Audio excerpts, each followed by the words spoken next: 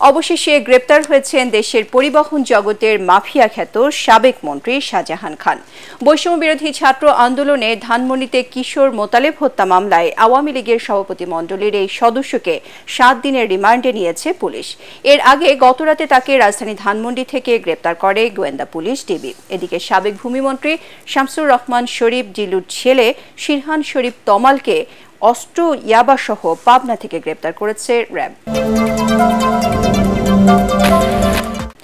দখলদারিত্ব, চাঁদাবাজি সহ দলীয় শৃঙ্খলা বিরোধী যে কোনো কর্মকাণ্ড এবার কঠোরভাবে দমনের ঘোষণা দিয়েছে বিএনপি। শেখ হাসিনার পতনের পর এরই মধ্যে বিভিন্ন অভিযোগে প্রায় 100 নেতাকর্মীকে বহিষ্কার, শোকজ সহ নানা শাস্তিমূলক ব্যবস্থা দিয়েছে দলটির হাইকমান্ড। শীর্ষ থেকে শুরু করে তৃণমূল পর্যায়ের নেতারা বলছেন, স্বৈরাচার মুক্ত বাংলাদেশে বিএনপিকে ঘিরে জনগণের যে আকাঙ্ক্ষা তা কোনোভাবেই ভুলুণ্ঠিত হতে দেয়া যাবে না। ছাত্র জনতার আত্মত্যাগকে কোনোভাবেই কলঙ্কিত হতে দেয়া হবে না বলে জানিয়েছেন বিএনপির সিনিয়র যুগ্ম মহাসচিব রুহুল কবির রিজভী। রাজধানীর রামপুরায় নিহত রিকশা চালক সাগরের পরিবারের হাতে বিএনপির ভারপ্রাপ্ত চেয়ারম্যান তারেক রহমানের পক্ষে অনুদান তুলে দিয়ে তিনি একথা বলেন। বাংলাদেশের অভ্যন্তরীণ বিষয়ে ভারতের প্রতিরক্ষা মন্ত্রীর বক্তব্যের সমালোচনা করে রিজভী বলেন, এদেশের স্বাধীনতার সার্বভৌমত্বের প্রশ্নে কারো হস্তক্ষেপ বরদাস্ত করা হবে না। ফ্যাসিবাদীদের দোসররা শ্রমিক অসন্তোষ তৈরি করে দেশকে অস্থিতিশীল করার পাঁয়তারা করছে বলেও দাবি করেন বিএনপির এই মুখপাত্র। ছাত্র জনতার আন্দোলনে গণহত্যাকে একবিংশ শতাব্দীর সবচেয়ে নৃশংস হত্যাকাণ্ড বলে মন্তব্য করেছেন বিপ্লবী ওয়ার্কার্স পার্টির সাধারণ সম্পাদক সাইফুল হক। রাজধানীতে বিপ্লবী শ্রমিক সংহতির সম্মেলনে তিনি বলেন, গণ অভ্যুত্থানে ছাত্র জনতার পর সবচেয়ে বেশি হত্যার শিকার হয়েছে খেটে খাওয়া শ্রমজীবী মানুষ। যুদ্ধ অপরাধীদের মতো এবারের গণহত্যার দৃষ্টান্তমূলক বিচার দাবি করেন তিনি। সেই সাথে অন্তর্বর্তী সরকারে তাদের কোনো প্রতিনিধি না থাকায় দুঃখ প্রকাশ করেন বিপ্লবী ওয়ার্কার্স পার্টির এই নেতা। ধর্মবর্ণ নির্বিশেষে সকলকে নিজেদের নিরাপত্তা নিশ্চিতে ঐক্যবদ্ধ হয়ে কাজ করার আহ্বান জানিয়েছে ইসলামী আন্দোলন বাংলাদেশ। রাজধানী বংশালে গণসমাবেশে দলটির সিনিয়র নায়েবে আমির মুফতি সৈয়দ মোহাম্মদ ফয়জুল করিম বলেন, এদেশের সংখ্যালঘুদের নিয়ে যারা রাজনীতি করে তারাই হিন্দুদের মন্দিরে আক্রমণ চালায়। দেশে আবারও একটি গোষ্ঠী জুলুম, লুটপাট, দখলবাজি সহ ধ্বংসযজ্ঞ শুরু করেছে বলে মন্তব্য করেন ফয়জুল করিম।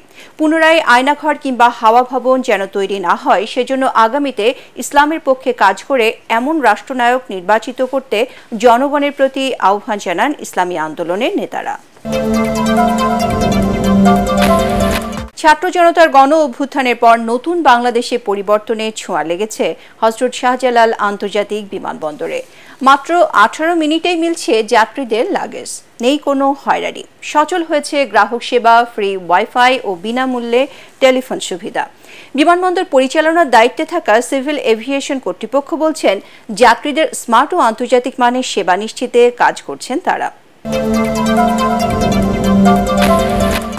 আইন সংস্কার করে গ্রহণযোগ্য নতুন নির্বাচন কমিশন গঠনের তাগিদ দিয়েছেন রাষ্ট্রবিজ্ঞানী ও রাজনৈতিক বিশ্লেষকরা। তারা বলছেন, বর্তমান আইনের ত্রুটি চিহ্নিত করে সিইসি ও 4 নির্বাচন কমিশনার নিয়োগে উপযোগী আইন কাঠামো দরকার। একই সাথে নির্বাচন কমিশনকে ঢালাওভাবে দায়মুক্তি না দিয়ে তা আইনে সুস্পষ্ট করার সুপারিশ করেন তারা।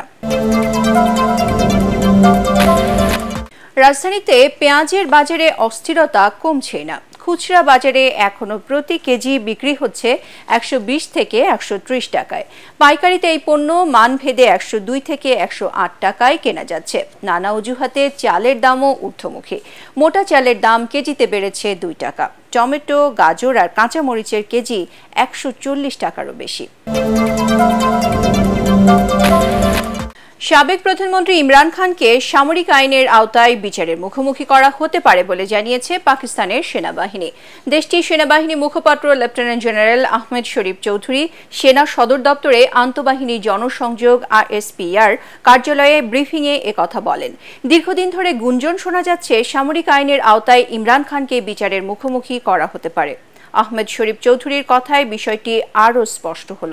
ব্রিফিংয়ে ব্যক্তিগত রাজনৈতিক স্বার্থসিদ্ধির জন্য সামরিক বাহিনীর সদস্যদের ব্যবহারকারীদের বিরুদ্ধে আইনি পদক্ষেপ নেয়ার বিষয়ে সতর্ক করা হয়। ক্ষমতায় থাকতে সম্ভাব্য কোর্ট মার্শাল ঠেকাতে ইমরান খান ইসলামাবাদ হাইকোর্টের হস্তক্ষেপ চেয়েছিলেন। গত বছরের ৯ মে সহিংসতার ঘটনায় সামরিক আইনে বিচারের মুখোমুখি হওয়ায় আশঙ্কায় ইমরান খান ওই আবেদন করেন। এ ঘটনায় তার বিরুদ্ধে মামলা হয়েছে।